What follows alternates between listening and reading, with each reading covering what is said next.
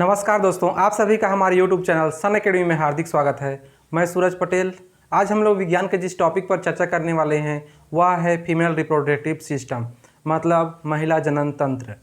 तंत्र जहाँ भी लगता है वहाँ कई अंगों से मिलकर बना हुआ होता है, इसको हम लोग जानते हैं। जिस प्रकार हम लोग कंप्यूटर को एक सिस्टम कहते हैं तो उसमें हम लोग देखते हैं कि उसमें CPU होता है, कीबोर्ड होता है, माउस होता है, तो उसको एक सिस्टम बोला जाता है। ठीक उसी प्रकार से जो रिप्रोडक्टिव सिस्टम होता है तो इसमें हम देखते हैं कि यह भी कई भागों से मिलकर बना हुआ या फिर कई अंगों से मिलकर बना हुआ होता है, तो इसलिए इसको सिस्टम बोला जाता है।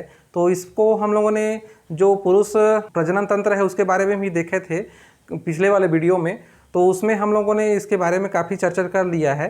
अब आगे हम लोग देखते हैं कि जो रिप्रोडक्टिव सिस्टम होता है उसको दो भागों में बांटा गया है। एक होता है प्राइमरी रिप्रोडक्टिव सिस्टम और दूसरा होता है सेकेंडरी रिप्रोडक्टिव सिस्टम। तो जो प्राइमरी रिप्रोडक्टिव सिस्टम होता है वह डिसाइड करता है कि मेल है या फीमेल है, दोनों ही करता है करने के लिए, लेकिन जो मेन होता है वो प्राइमरी रिप्रोडक्टिव सिस्टम होता है। इसमें हम देखते हैं कि महिलाओं में एक जो महिला होने की सबसे प्रमुख प्रॉपर्टी होता है वह होता है ओवरी, एक जोड़ी ओवरी, मतलब प्रत्येक महिला में या फिर जो लड़कियां हैं उनमें एक जोड़ी अंडाशय या फिर ओवरी होता है। इसमें हम देखते हैं कि ये जो ओवरी या फिर अंडाशय ये क्या होता है, प्राइमरी रिप्रोडक्टिव सिस्टम होता है। और जो इसके और भी जो रिप्रोडक्टिव सिस्टम और होते हैं वो क्या होते हैं, सेकेंडरी रिप्रोडक्टिव सिस्टम के अंतर्गत आते हैं। तो सबसे पहले क्वेश्चन ये आ सकता है कि महिलाओं में प्राइमरी रिप्रोडक्टिव सिस्टम किसे कहा जाता है, तो किसे कहा जाता है, ओवरी या फिर अंडाशय को कहा जाता है। तो दोस्तों आगे हम लोग देखते हैं कि इसके सबसे पहले हम लोग फ्रंट देख लेते हैं, फिर इसके मैकेनिज्म को देखेंगे हम लोग। तो इसमें हम देखते हैं कि यदि कोई महिला है इस प्रकार से वो सीधा खड़ा है, जैसे मैं खड़ा हूँ ठीक उसी प्रकार से यदि खड़ा है तो उसको बीचों बीच से इस प्रकार से इसको काटा, मतलब बीचों बीच से उसको देखा जाए या फिर काटा जाए तो उसमें इस प्रकार से क्या होता है, प्रजनन तंत्र दिखाई देगा। तो मैंने इसको बताने की कोशिश किया है इसी प्रकार से। हम लोग इसमें देखते हैं फीमेल रिप्रोडक्टिव सिस्टम में, तो इसमें सबसे पहले हम लोग देखते हैं वेजाइना या फिर योनि।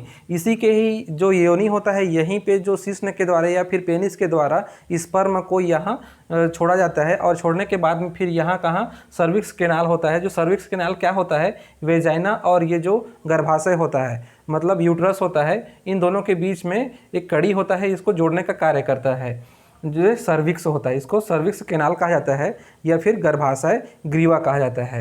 यहीं पे क्या होता है, स्पर्म को पेनिस के द्वारा छोड़ा जाता है।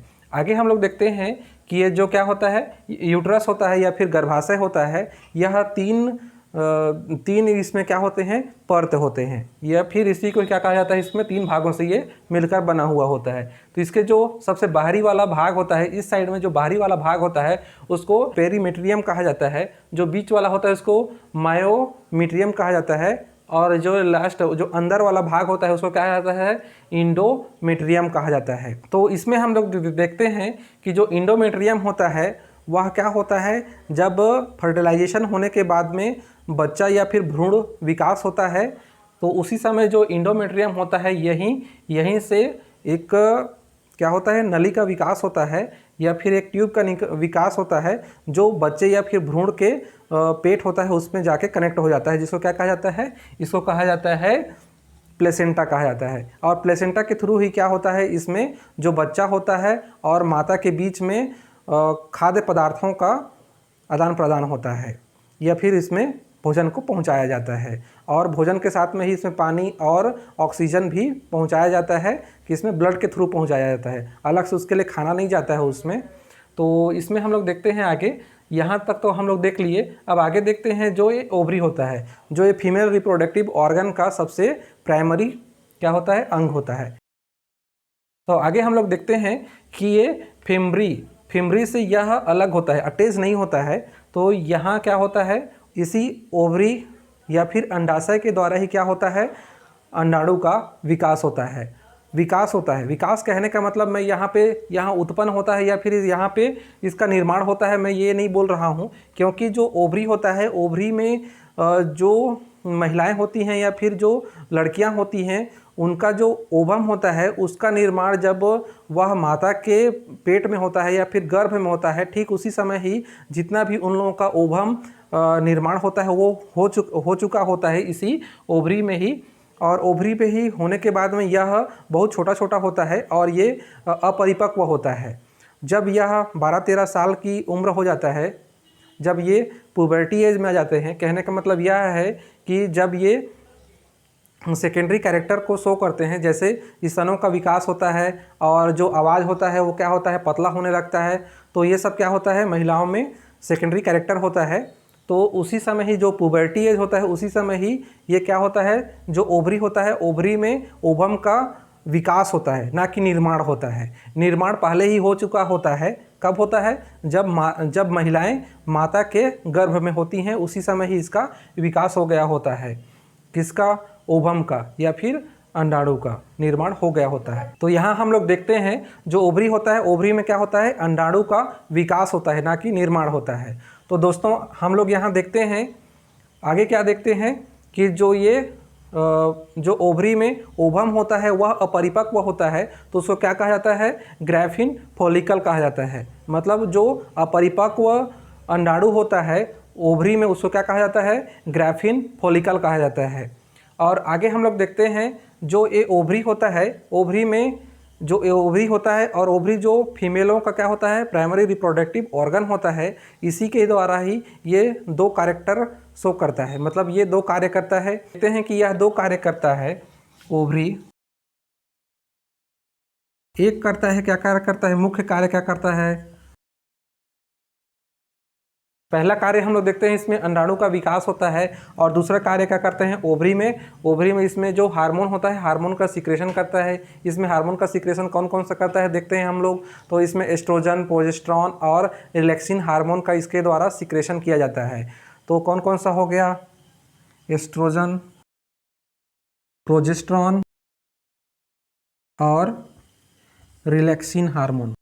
रिलैक्सिन हार्मोन, तो जो एस्ट्रोजन होता है, जो एस्ट्रोजन हार्मोन होता है, यह क्या करता है, महिलाओं में या फिर स्त्रियों में या फिर जो लड़कियां होती हैं उनमें क्या होता है, यह सेकेंडरी कैरेक्टर होता है, उसको डेवलप करने का कार्य करता है एस्ट्रोजन के द्वारा। मतलब जितने भी कैरेक्टर जो सेकेंडरी होते हैं महिलाओं में, जैसे मैंने बताया था कि जो स्तनों का विकास होता है और जो गला पतला होता है, उनकी आवाज़ गला पतला नहीं होता है, आवाज़ पतला होने लगता है।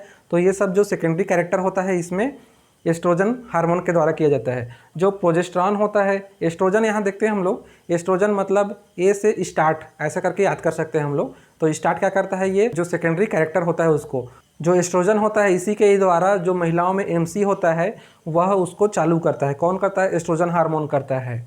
और जो ये प्रोजेस्टेरॉन होता है, प्रोजेस्टेरॉन हार्मोन क्या करता है, स्तन का विकास करता है। और जो रिलैक्सिन हार्मोन होता है, यह क्या काम करता है, जब महिलाएं प्रेगनेंसी के बाद में बच्चे जब बाहर आने लगता है, ये किसके द्वारा, वेजाइना के थ्रू, ये सर्विक्स के थ्रू, तो क्या होता है उसको रिलैक्स या फिर उसको रिलैक्सिन हार्मोन के थ्रू ही क्या करता है, जो दर्द होता है उसको कम करता है। या फिर ये जो यहाँ जो चौड़ाई होता है उसको बढ़ाने वाला कार्य कौन करता है, यही करता है, रिलैक्सिन हार्मोन करता है। तो दोस्तों आगे हम लोग देखते हैं, यहाँ पे यदि ओवरी का निर्माण हो जाता है तो इसमें हम देखते हैं कि ओवरी में ओवम का निर्माण यदि फर्स्ट महीना में इस साइड में हुआ है तो सेकंड महीना में इस साइड में होगा, और तीसरा महीना में फिर इस साइड में होगा, चौथा में फिर इस साइड में होगा। तो एक महीना में केवल एक ही साइड से ओवम का निर्माण होता है और दूसरे महीना में फिर दूसरे साइड से ओवम का निर्माण होता है। तो यहाँ देखते हैं कि जब ओवरी में ओवम विकास हो जाता है, इसका विकास होने के बाद में यह स्वतंत्र रूप में जब बाहर निकलता है तो यह फेमरी होता है।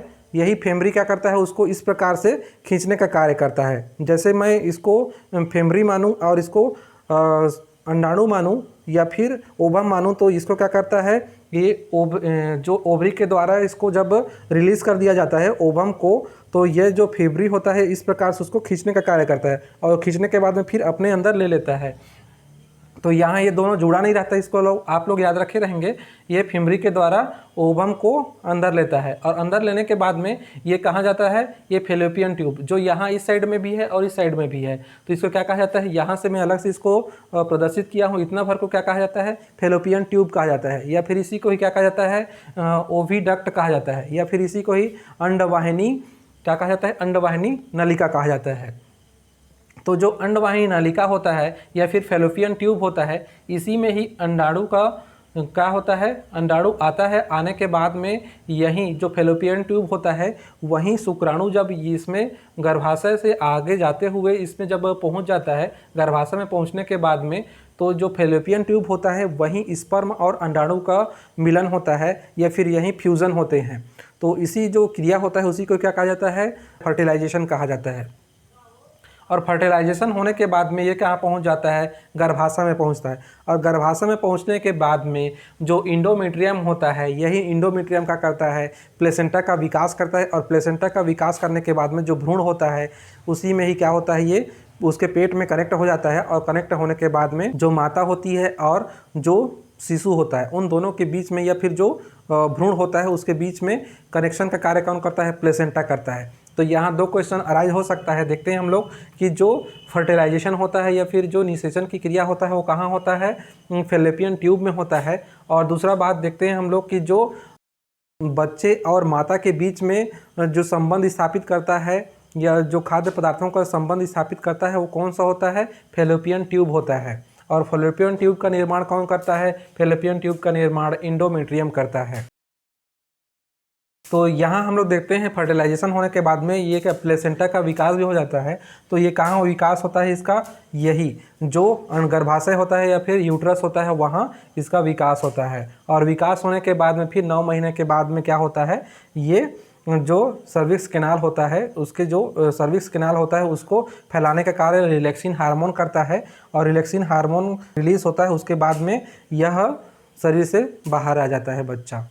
तो दोस्तों इतना हम लोग देख लिए। इसमें और देखते हैं हम लोग, ओव्यूलेशन कहने का मतलब यह है कि जब ओवरी या फिर अंडाशय के द्वारा ओवम का इसमें विकास होने के बाद में क्या होता है, ये रिलीज़ होता है। इसी रिलीज़ होने को ही क्रिया को ही क्या कहा जाता है, ओव्यूलेशन कहा जाता है। तो दोस्तों आगे हम लोग देखते हैं कि जो महिलाओं में नसबंदी होता है वह किसको किया जाता है। यहाँ हम लोग देखते हैं कि जो नसबंदी होता है उसमें जो फेलोपियन ट्यूब होता है उसी को ही काटा जाता है। और काटने के बाद में हम देखते हैं कि जो ये ओवरी होता है, ओवरी से ओवम जब रिलीज होता है तो वह फिम्बरी के द्वारा इसको यहाँ से फिर लिया तो जाता है, लेकिन यहाँ से इसको काट दिया जाता है। काटने के बाद में वो क्या हो जाता है, काटने के बाद में यहाँ से ये गर्भाशय तक नहीं पहुँच पाता है, इस साइड का भी काट दिया जाता है। और काटने के बाद में यहाँ गर्भ नहीं ठहर पाता है या फिर ओवम का यहाँ नहीं आना हो पाता है, मतलब नहीं आ पाता है, जिसके कारण क्या होता है, इसमें फर्टिलाइजेशन नहीं होता है। शुक्राणु तो पहुँचता है लेकिन ओवम नहीं पहुँच पाता है, इसलिए यहाँ फिर जो फर्टिलाइजेशन नहीं हो पाता है। तो इस जो ये क्रिया होता है, मतलब जो फेलोपियन ट्यूब को काटा जाता है या फिर महिलाओं के जो नसबंदी होता है उसको क्या कहा जाता है, उसको कहा जाता है ट्यूबेक्टोमी। क्योंकि यहाँ ट्यूब को काटा जा रहा है तो आप लोग याद कर सकते हैं कि ट्यूब को काटा जा रहा है, इसलिए इसको क्या कह सकते हैं हम लोग, इसको ट्यूबेक्टोमी। इसको याद करने के लिए बहुत ही सरल है, क्योंकि जिसमें हम लोग देखते रहे हैं ट्यूब को काटा जा रहा है इसलिए ट्यूबेक्टोमी। और पुरुषों में देखते हैं, पुरुष की नसबंदी होता है, उसमें हम लोग कल देखे थे कि जो वास डिफेंस होता है उसको काटा जाता है। वास डिफेंस मतलब इस प्रकार हम देखते हैं कि जो वास डिफेंस को काटा जाता है तो उसमें जो क्या कहा जाता है, वैसोक्टोमी कहा जाता है, वैसोक्टोमी। तो आप लोग इन दोनों को अलग अलग डिवाइड करके याद कर सकते हैं, या फिर इसी को एक को ही याद करें तो दूसरा ऑलरेडी याद हो जाएगा, या फिर दोनों को भी याद कर सकते हैं। तो दोस्तों आज के वीडियो में इतना ही। यदि वीडियो आप लोगों को पसंद आता है तो वीडियो को लाइक कीजिए, कमेंट कीजिए और दोस्तों के साथ में शेयर करना ना भूलिए। जय हिंद, जय भारत।